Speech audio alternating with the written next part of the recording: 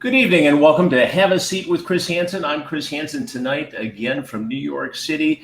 You know, if you've been watching the news recently, you've seen that once again, U.S. intelligence and some of the social media platforms in this country have uncovered a plot by Russian intelligence to meddle in the 2020 presidential election. If that sounds familiar, it is because it happened once before in 2016. So tonight we're going to take a look at bots and platform manipulation and what can be done in this realm. And I'm very lucky to have a guest tonight who is a data scientist, Clay Davis, recently the co-author of a book called A First Course in Network Science, published by Cambridge University Press. And I've been talking to Clay on and off for the last several weeks, and he's got a lot of insight into this subject and even worked on a project some time ago at Indiana University. You may know something about the BottomMeter, and we'll get into that in this interview as well. Clay, thanks very much for having a seat with me tonight. How are you? I'm all right. Thanks for having me on. Excellent. So let's start at the beginning. How did you first get involved in taking a look at bots, or what was then called astroturfing, and how did you get drawn into this, and why did it interest you, and why was it so important? Yeah, so I'll start by defining that word. Astroturfing is a term of art. It's like fake grassroots support. And that's where we were first aware of this sort of issue, was fake grassroots support for political candidates back in, I think, the 2012 elections was the first time we were sort of seeing this on Twitter and some platforms like that. What really attracted me to the work was being able to do the work and then show people, and just not very many times in an academic's life can we show somebody like a real world effect going on right now that is affecting their life, and like have them interact with it in a way that is impactful, and that was really attractive to me. And how did the BottomMeter, as we know it today, come about? It came as a piece of a larger project. So that project was an effort to detect manipulation in social media streams. And it was one piece of this larger effort in order to detect manipulation and misinformation. It didn't even start out as something that we intended to share with the public. It was for a demo for the funding agency. We took this one piece and turned it into an interactive demo instead of just a normal like research poster or paper, you know.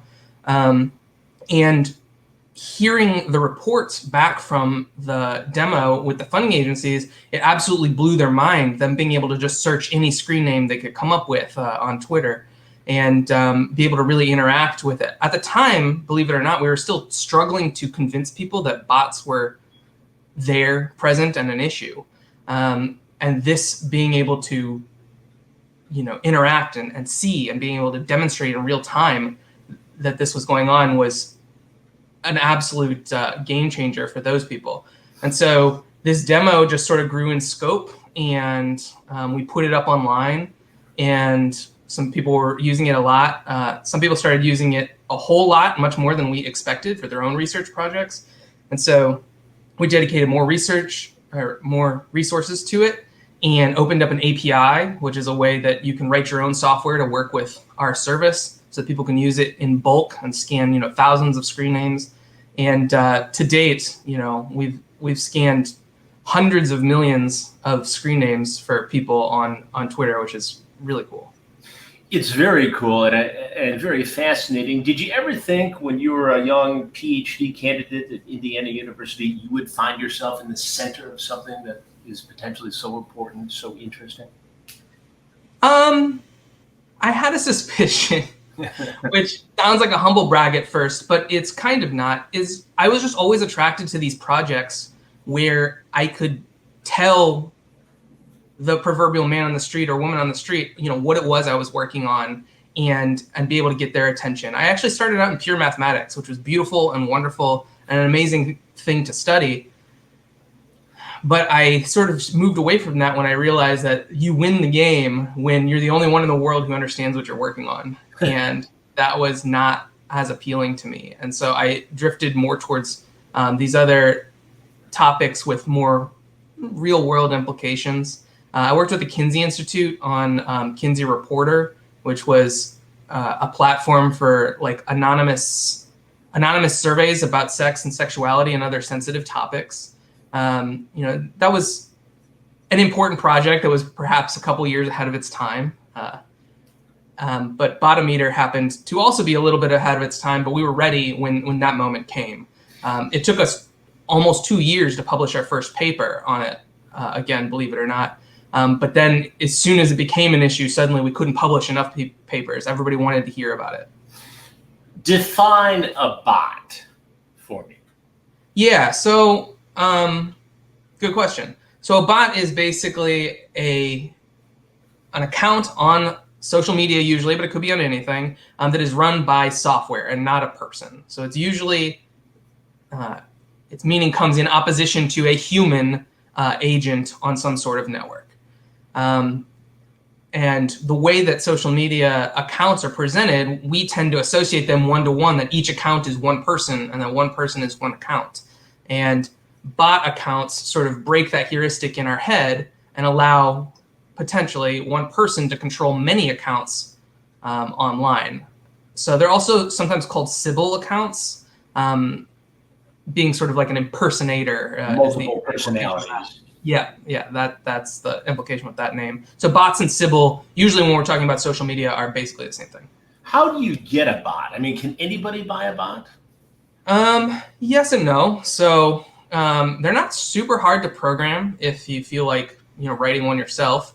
Of course, the platforms are getting better at catching them, and they're mostly, impersonating humans is mostly against the terms of service of these platforms. But it's also important to note that not every bot is dangerous or bad. There's bots for the weather or movie times or downloading videos, that are posted on YouTube. These are bots that perform a helpful service. A good analogy would be the time and temperature. Remember when we'd call the time and temperature on the phone? The other end of that was a bot, but you knew it was. It was a service that was providing you, or it was an agent that was providing you a service, and that's okay. It's when you don't know that the other side is automated that it can cause problems. And because of the lower bandwidth communication, when we're typing out a message on Twitter, we don't have, body language cues and voice and all of these other cues we use in order to figure out that the other side is human. It's much easier to pass off an automated agent as a human. Could I or any other content creator go online and buy bots to either enhance my social media presence, to manipulate a platform, to influence people's thoughts, or to attack others? Yeah. All of the above. All of the above. The more sort of influence, the more influence you're trying to have on the conversation, basically the more expensive it will be, because the rarer the accounts are that are able to do that. And so, the very base level of this is, for instance, buying followers. That's not quite, buying bots, but it's in the same ballpark, right? You're trying to enhance your presence, be bigger than you actually are. Exactly. Essentially. In a fake way, yeah. Buying influence. And that works because, again, we have this heuristic that the more likes, the more followers a person has on Twitter, and extend this to your favorite social media platform, but the more people are following them, the more that are interested, the more credit, the more credence we give their messages. And so buying fake followers can be a way to artificially increase the credibility of the message you're delivering. And that is incredibly cheap and easy. You can get 1,000 followers for $5 online.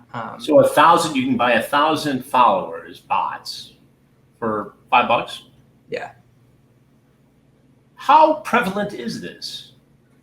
I would say very. It's very prevalent. The platform owners know it. They're not particularly motivated to crack down on it because these accounts that are just following other accounts and not really actually actively pushing disinformation increase the user numbers and the engagement numbers on these platforms. So the platforms aren't really motivated to hunt these down and fix this fake follower issue because it makes their numbers look good. It makes, people feel invested in the platform. Well, I bought all these fake followers for Twitter. I'm certainly not going to abandon them and move over to another platform now. So Twitter doesn't have an incredible interest, at least financially, to hunt these people down or to eradicate its platform of bots because they're making money. I assume YouTube would be similar, right? Yeah, any of these platforms that depend on user metrics and these different numbers to sell ads. They're not particularly motivated. They don't really care what people are doing as long as they are there and they can claim that these numbers are on the platform. Yeah. Of course, this is something that advertisers don't want to hear because if it's a fake account, your ads being shown to these accounts don't get any clicks, right? So they not only are not motivated to get rid of these, but for advertisers, these are dead eyes. These are dead ad impressions that are not going to serve you at all. And so the platform owners are motivated to minimize the scope of the issue. In the absence of external pressure, and we have seen more external pressure in the recent past. And that's to say that Twitter is not doing nothing. They're now actively, engaged in the process of removing accounts, but they're much more motivated to remove and crack down on accounts that are actively spreading disinformation, misinformation, and spreading messages, which is sort of like the next level up in bots. Now, can these bots be programmed to attack as well? Sure. Just the negative message. In other words, if I wanted to say something nasty about Clay Davis or anybody else, I could program bots to go do that, to react negatively to a post or some sort of content that was created. Absolutely. Yeah, you could go both directions, right? The first one about buying fake followers or paying bots in order to like or retweet your own messages. That's about boosting your own content and boosting your own credibility and giving you a megaphone when other people are having a conversation. But yeah, you can absolutely use it the other way and use it to attack, use it to discredit, use it to spread misinformation or disinformation.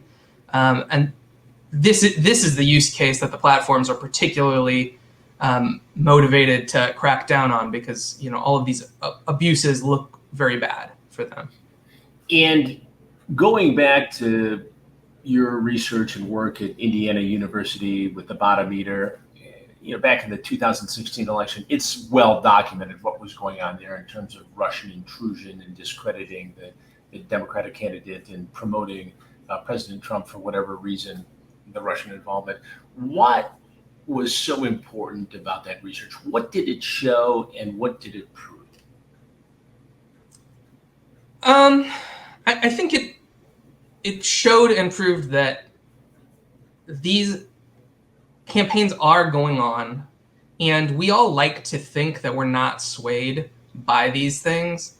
Just like all of us like to think that we're not swayed by ads, right? But if none of us are swayed by ads, then why is advertising a multi-trillion-dollar industry? Like clearly they work, and on some subconscious level, because none of us can recall a time, most of us can't recall a time that we saw an ad and we're like, yes, I need that.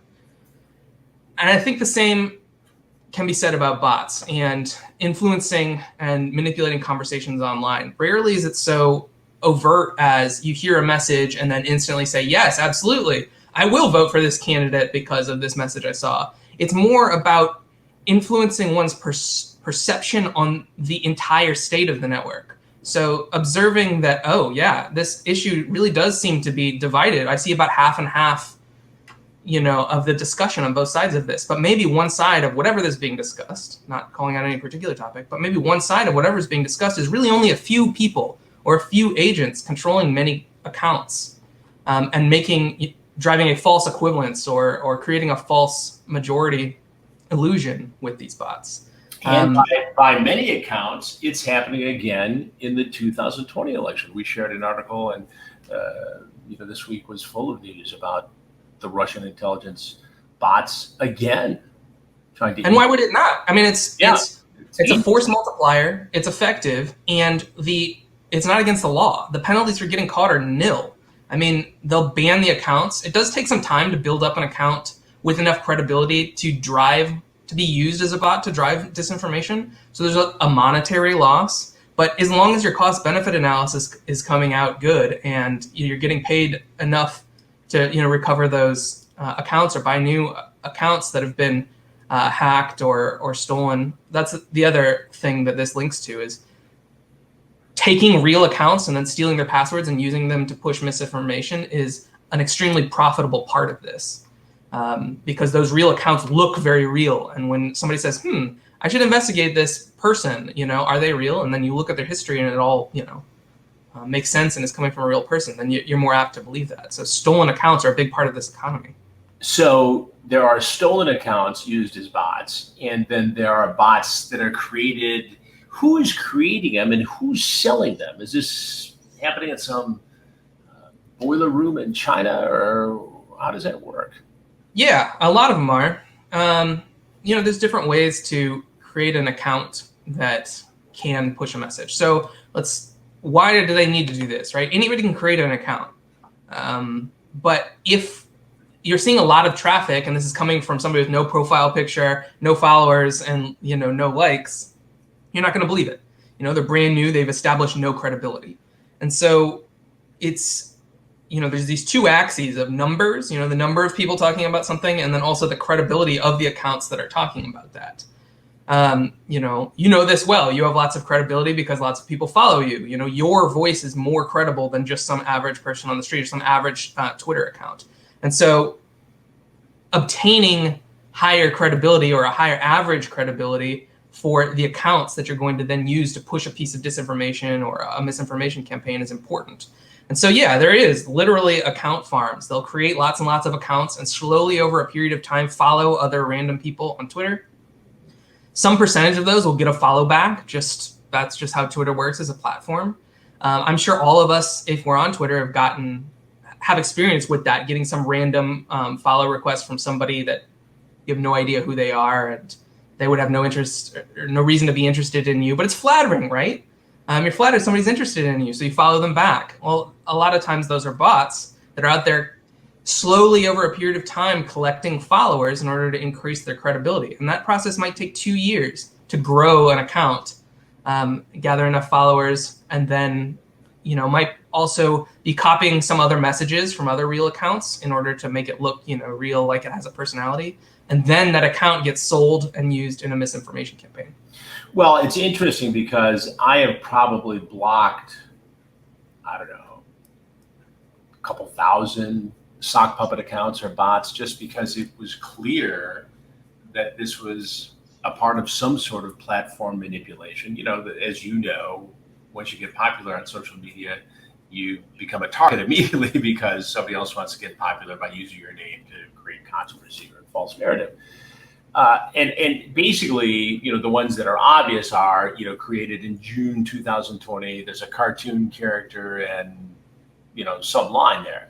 Those are the easy ones, but the hard ones are the ones you were talking about that have a past, that have a history, perhaps a stolen or a programmable bot that can be used to attack or sway people's opinion.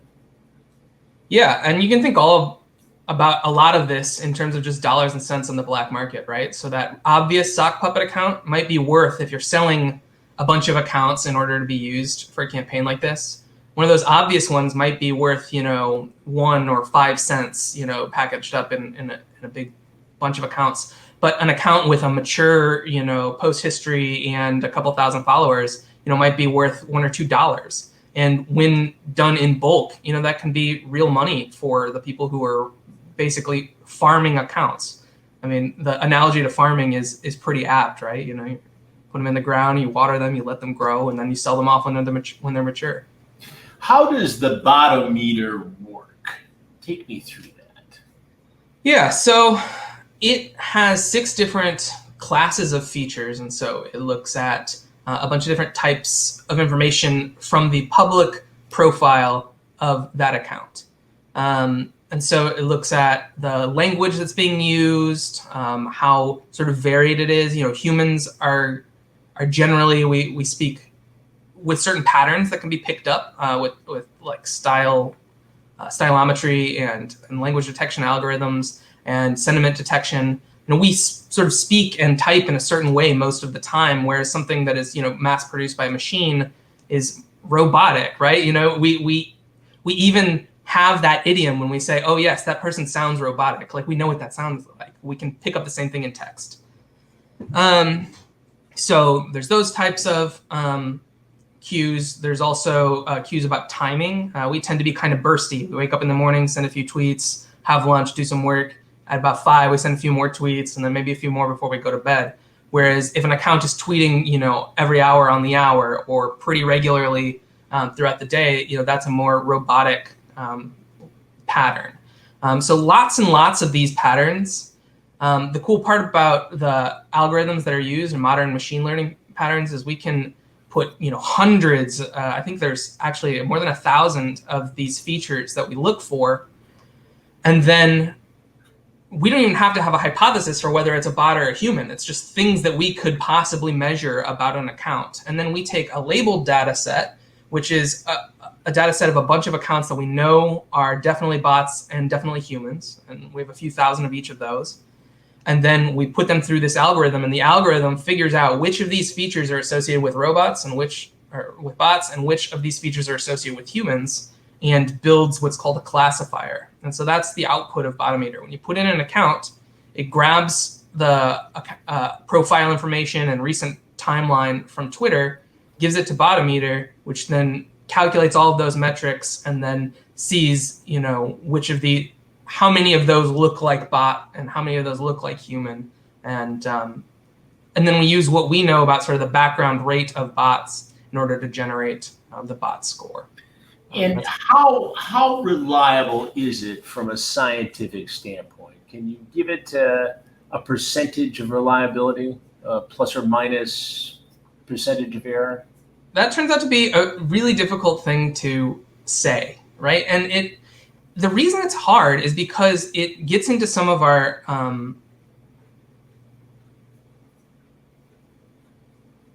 the reason it's hard to talk about the accuracy of something like that is it goes against some of our first perceptions of probability.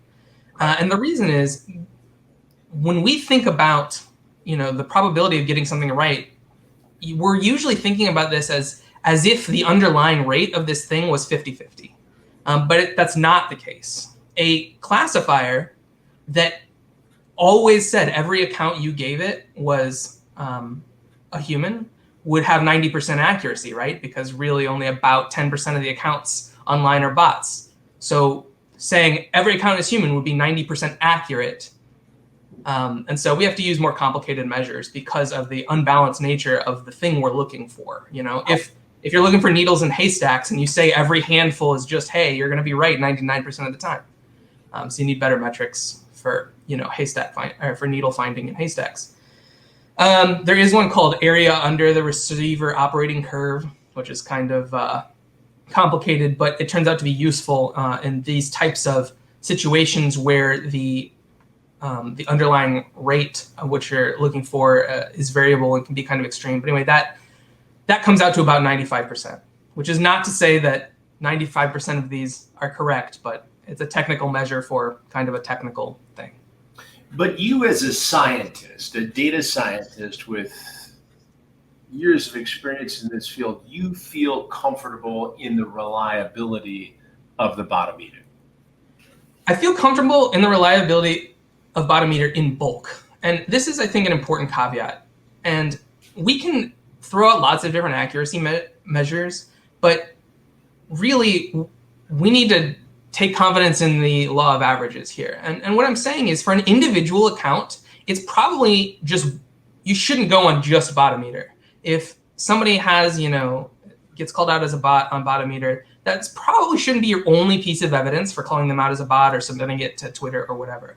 On the other hand, if you're looking at 1,000 accounts, maybe a bunch of recent followers of another account or a bunch of accounts tweeting a particular hashtag or a particular message, and 900 of those accounts are coming back as having body ratings, then I have a very high confidence in that this conversation has a lot of bots in it. right? And so it's a difference about saying something about a population or a sample of a population as opposed to a judgment of a particular account. We recently used the BottomMeter to take a look at an account. It has about 20,000 followers. And I'll have you explain in detail how this works, and I shared the results with you. But essentially, we went through 238 followers before we found one that was not a bot, if you follow me. Yeah. What does that say about that particular Twitter account in this case? So this sort of goes back to what I was just saying, and this is exactly one of BottomMeter's most effective use cases, and it's one of the reasons that we enable that on the website. You can look at several of an account's followers or accounts that they follow and keep doing more and more if you want to expand that search. If you get 238 hits in a row, As bots. I mean, it's just like if you get 238 heads in a row, you definitely know you are not playing with a fair coin. You get 238 bots in a row when you're looking at somebody's followers, you know that that is not a naturally occurring phenomenon. This person definitely, in that case, had definitely bought some fake followers. And the accounts you were looking at were probably the accounts that were in that purchase. So if we're talking about a random assortment, 238 bots in a row is actually even sort of unlikely. But the way Twitter works is it doesn't actually give you a random assortment of the followers. It gives them to you in reverse chronological order, most recent first, of when the bots followed this account. And so if you get 238 in a row, it means not only did they buy some followers, but they bought some followers recently. And you're seeing when one goes to purchase followers online, you get them all sort of in a few days. They all show up kind of, in a short amount of time. And that's very good evidence that they bought these followers and they all kind of came at once. So where there's smoke, there's fire.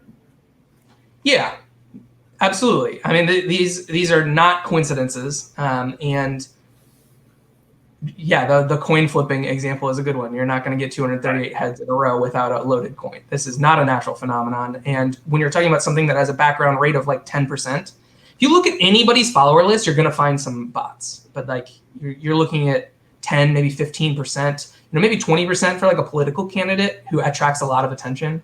But you're not talking about numbers like you're talking about, which is 90 or 100%. That's just not going to happen. And if you look at that same account, you'll see that steadily it adds 100 new followers a week on Twitter. Can you draw any conclusion from that, given what we know about the BottomMeter review?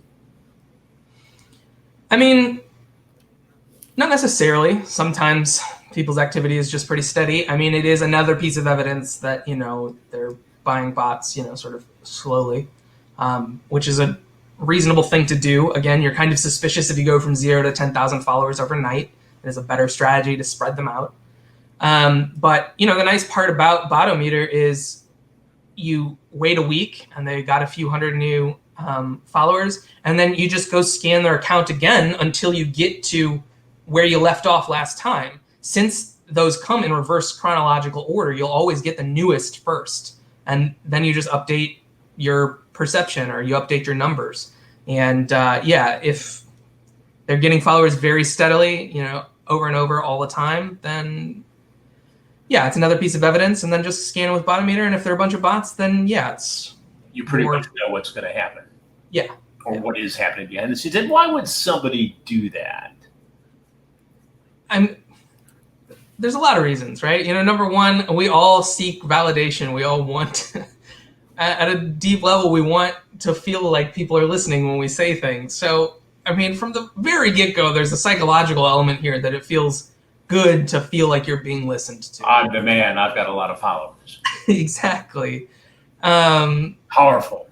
Yeah, I'm laughing a little bit because it's probably not what you were asking, but that's not to be overlooked. These psychological reasons really come into play sometimes when you're looking at somebody, paying money for these things and maybe not pushing a specific agenda necessarily. And you're like, why are they paying real money in order to do this? And sometimes it's just no deeper than that. Sometimes it's just, I feel like the things I have to say are worthy of a 10,000 follower account. So I should have 10,000 followers. And so, the fact that I don't is just, because of fate. I didn't get on the platform early enough. I'm just leveling the playing field by, buying these, and then people will take what I have to say seriously. And I promise I won't buy any more. This is just the start of my influencer career. So, part of it's psychology. Yeah, I think you're spot on with that. It's not illegal, but is it ethical? And does it violate the Twitter terms of service in terms of platform manipulation? I actually don't know if it violates Twitter's terms of service. We concentrated much more on the actual use of these for misinformation and like pushing disinformation, which is definitely against Twitter's terms of service. Fake followers, I'm not actually sure if it's against terms of service. Is it ethical? I'm also not entirely sure. Is it ethical to go out and dress flashy and like look like you have more money than you do? Is it ethical to misrepresent different quantitative factors about your life and lifestyle? I don't know.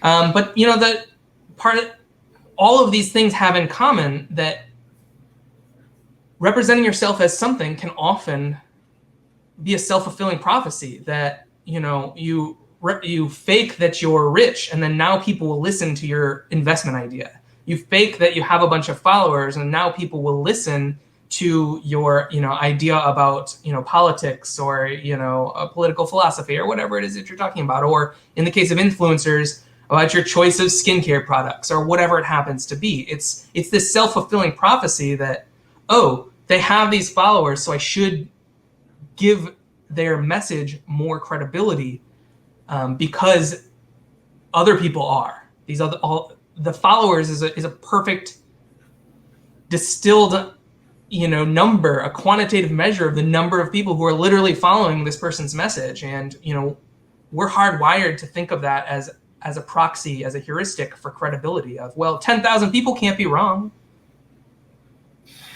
Now, we know BottomMeter works on Twitter. Can it be applied to YouTube as well in terms of subscribers? It can't really. This is not a technical restriction in the sense that the method that BottomMeter uses could be applied to basically any platform. It is a technical restriction in the sense, or it's not a technological restriction, and this method could be applied to any social media platform. It is a technical restriction in that we can't get enough data from those platforms in order to reliably say something about these accounts. Twitter has a rather generous API in that when we ask using these programming interfaces for information about an account, Twitter gives us a pretty decent amount of information about an account, enough to make a judgment on. But the rate limits and the APIs for these other platforms are much more restricted. And these platform owners, especially in the wake of the Cambridge Analytica scandal, are very motivated to lock down these APIs and give people less access to information about other accounts. And it becomes this trade-off in a way between like privacy, a certain type of privacy, and access to researchers and other people who want to say things about these platforms. So can an individual control a narrative on a social media website using bots? Yes. No question. No question.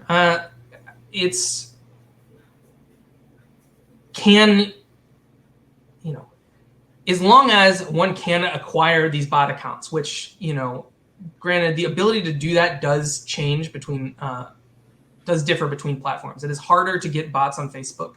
They still exist, but there are probably fewer of them, having to do with like Facebook's real name policies and the bidirectional nature of the friend relation there. On Twitter, I can follow you without you following me, but on Facebook, we have to both be friends with each other.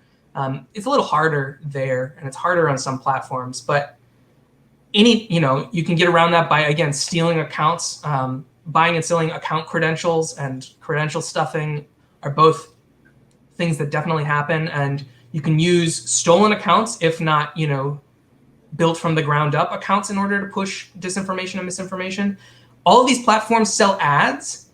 I would say the majority of the disinformation being pushed today on platforms like Facebook is driven by ad buys, not by bots, actually. These ad platforms are designed in order to push a particular message to a particular group of people. That is exactly what advertising is behavior change intervention, right? But advertising and propaganda and public health, for that matter, are all just different sides of the different facets of the same gem. We're all trying to get somebody to intuit a message that we're trying to deliver them and change their behavior because of it.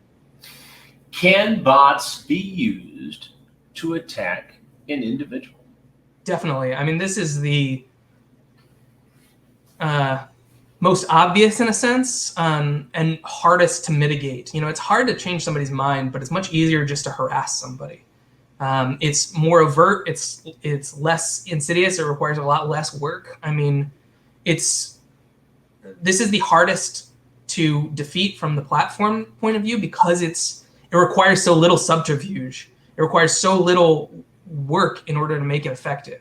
You just buy the accounts and then just flood the zone with shit. Basically, is the term of art used in political debate and stuff.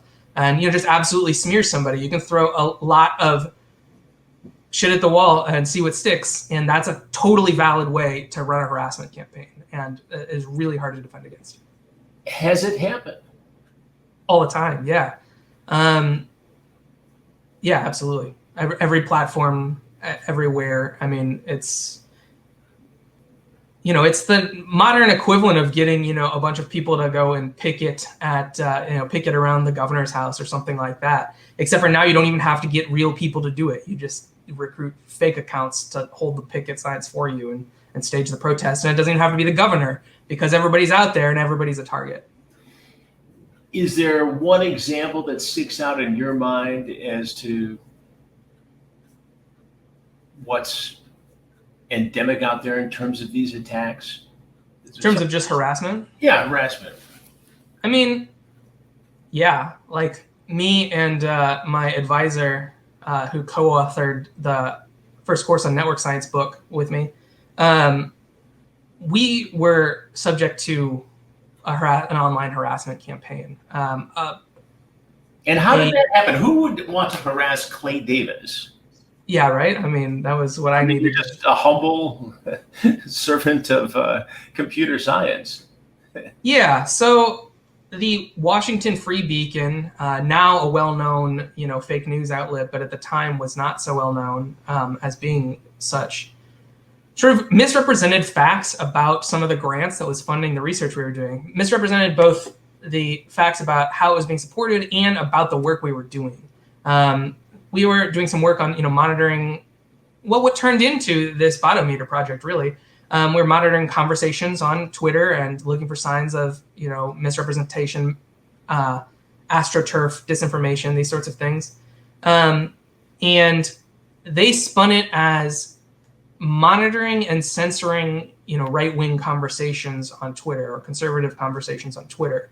And so they published an article, smearing us, basically. They got picked up by a bunch of other news outlets, including Fox News, for that matter. Yeah, my advisor's, face on Fox News and being talked about as, like a radical Marxist was pretty hilarious to all of us. It was hilarious because we could only laugh because it was scary. All our names were being drug across the mud. Everything from freedom of information requests of his emails, of Phil's emails, which are technically legal, but another avenue for harassment, and just a demonstration of how online harassment quickly leaks to offline harassment techniques. We had tons of bots, tweeting just lies about us. Somebody congratulated me for coming out as transgender. I'm not transgender. Sort of a weird way I think to harass somebody. I didn't think that was a big issue, but I guess the audience did, who are sending these. It was just everything, and it came out of nowhere. I had not been interacting with the public that much, and just by being one of the authors on this research, we became the target of this misinformation campaign. Phil actually ended up writing a paper later about how this went on. I don't know the name of it offhand, but how did that feel to you to be the target of such harassment for merely performing academic, scientific research? It was horrifying. I can laugh about it a little bit now. It's been about 5 years, I think, since that happened, but I legitimately had symptoms of PTSD afterwards. Anytime I was very, very suspicious of any attention or anything online. And sometimes people would just be asking questions about my research, and I would immediately suspect them of, trying to trap me in a gotcha or get information in order to stage another attack or something, misrepresent my research or my work. And I was very worried because not only was it personally horrible just to have to mistrust everybody, and it made me feel paranoid, and it made me very scared. But also, I was thinking about my job prospects as a PhD candidate in the semi-near future. I was hoping to get a job at a university, and I was worried about having my name dragged through the mud because a university, thinking about giving a junior researcher a chance, probably would prefer one that is not the target of all of these harassment campaigns. They don't need to bring that attention to their university and be branded as the place that hires known Marxist Clayton A. Davis. And all you did, the reality is all you did was work on a team to expose platform manipulation. Yeah. And to try to bring some good and some intellectual integrity to this vast wildfire that is social media. Yeah. That was your reward, at least for a little bit. Yeah, for a little while. I mean, that came before, now, we've been able to publish a book, and now we've, sort of gotten some positive, rewards for that work. But at the time, it was still pretty early, and I really had to question whether any of that work, even that career choice was worth it if this is what it was going to mean. And at the beginning, I talked about, before, I really wanted to do research that was in the public eye. I really wanted to be out there and talk to people about science and show people, that it's not something that takes place in an ivory tower at all. A lot of the time scientists are just bad at talking about their work, or it is hard to interact with because the scholarly paper is not a great way for most people to interact with science. But something like the BottomMeter website or Kinsey Reporter, these pieces of software that people could interact with, I thought that was really exciting to be able to interact with the public like that and show them that this is cutting edge science too. And you can interact with it. It's not mystical. And then it had me rethinking all of that and everything I wanted to do with my life. It was horrible. It was horrible.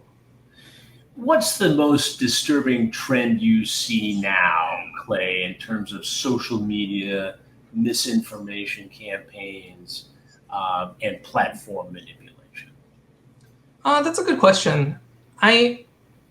In the 2018 election, I don't know if this is happening as much in this election, but in the 2018 congressional election, one of the most disturbing things that I saw was not quite a bot attack, or it was a bot attack, but with real humans. But I saw this mostly on Reddit, but if I saw it on Reddit, I assumed it was happening on other platforms.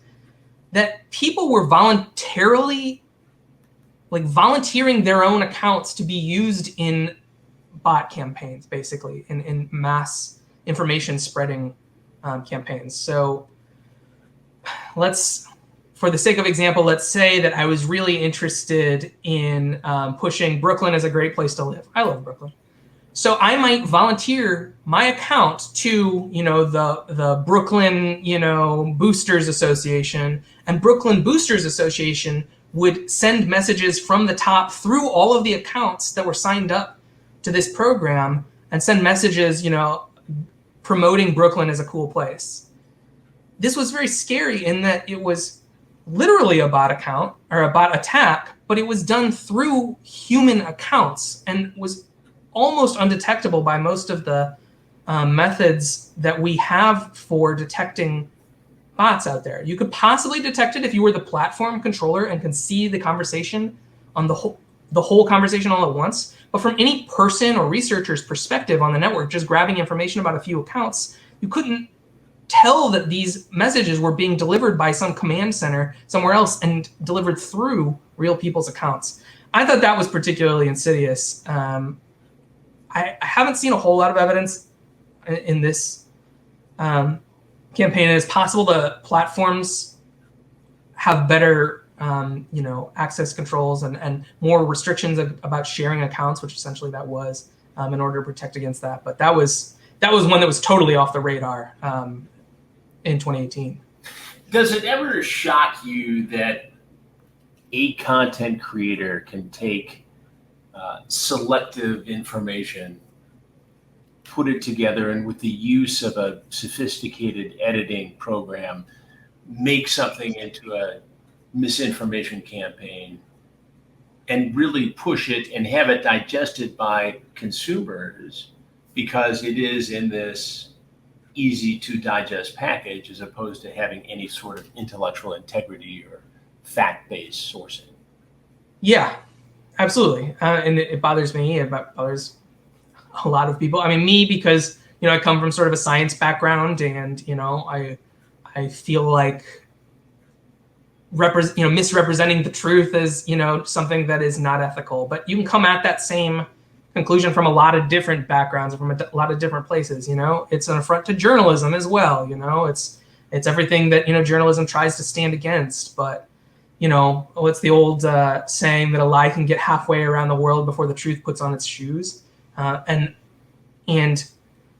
social media spreads that lie or that misinformation or that misrepresentation so fast that lie doesn't get halfway around the world. That lie gets around the world 10 whole times before the truth can get on its shoes, before a fact check can be issued, before the whole story could be explained. And further, the fact check or the correction is much less interesting. It's much less dopagenic. We don't get that same serotonin hit as we do by being outraged by the initial misinformation. Like, oh my God, I can't believe it. Those dumb libs would do that, whatever it happens to be, or all of those right-wing a-holes would do that, whatever it is. We're kind of addicted in a way to that outrage, and it happens fast and then it's over.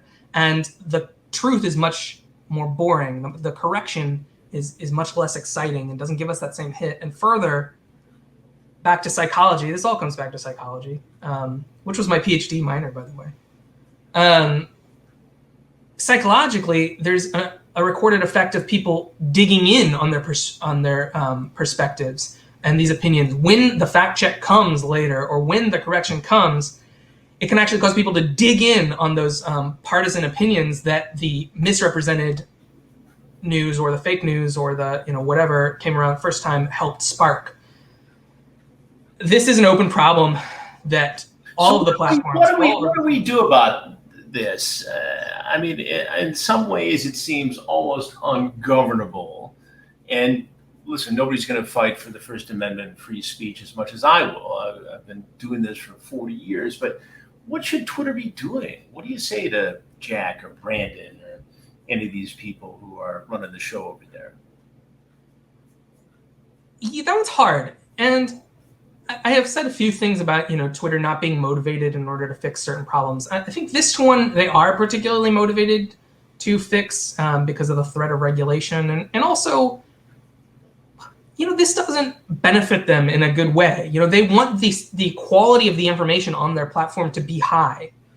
It can drive engagement. Clickbait can drive engagement with ads and stuff. But again, that's less a core part of their platform. And so, I will give them credit for experimenting with different ways in order to deal with this.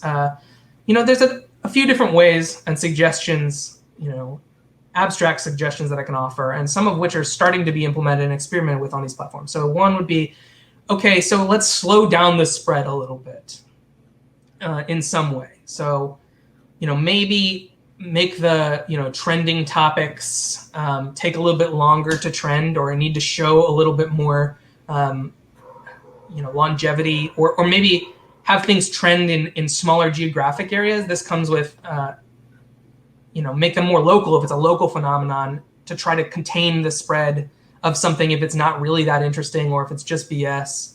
But maybe try to experiment with manipulating the velocity, modulating the velocity of how fast a lie can get around the world, of where the truth can get on its shoes. Also, Twitter has been doing a reasonably good job of trying to implement fact checking into